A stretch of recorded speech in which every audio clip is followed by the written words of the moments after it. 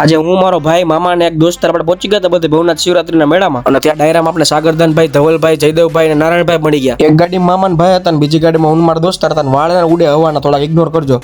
अच्छा हमको सिखा रिया है. ધીમે ધીમે ગાડી હાંકતા હાંકતા જુનાગઢની અંદર એન્ટર થઈ ગયા અને પહોંચી ગયા આપણે ભવનાથ મંદિર સાઈડ. મેળાનો પહેલો દિવસ હતો ને તોય ટ્રાફિક ફૂલે ફૂલ હતો ને આપણે થોડા ખુદ તો હાલીને જવું જ પડ્યું. પછી આપણે ફાઇનલી ભવનાથ મહાદેવ મંદિર પાસે પહોંચી ગયા. મહાદેવના દર્શન કરી લીધા. ભોળાનાથના દર્શન કરીને આપણે લેવાની હતી પ્રસાદી. પ્રસાદી લઈને સીધું જવાનું હતું ડાયરામાં. પ્રસાદી લઈને આપણે ભારતીય આશ્રમ આટો મારીને કીર્તિદાનભાઈ ગઢવીના ઉતારવા ગયા શિવોત્સવમાં જેવી એન્ટ્રી કરીને તો આપણા ભજનિક મિત્ર ધવલભાઈ ઝાલા આપણે મળી ગયા. અને મામાને ફોટા પાડ્યા વગર હાલે નહીં હો. આપણે આપણી જગ્યાએ બેગી હતા ને કીર્તિદાનભાઈના ફૂલ ફેમિલીની એન્ટ્રી થઈ ગઈ. કીર્તિદાનભાઈ ફૂલે ફૂલ મોજમાં હતા કારણ કે આજે એનો જન્મદિવસ હતો.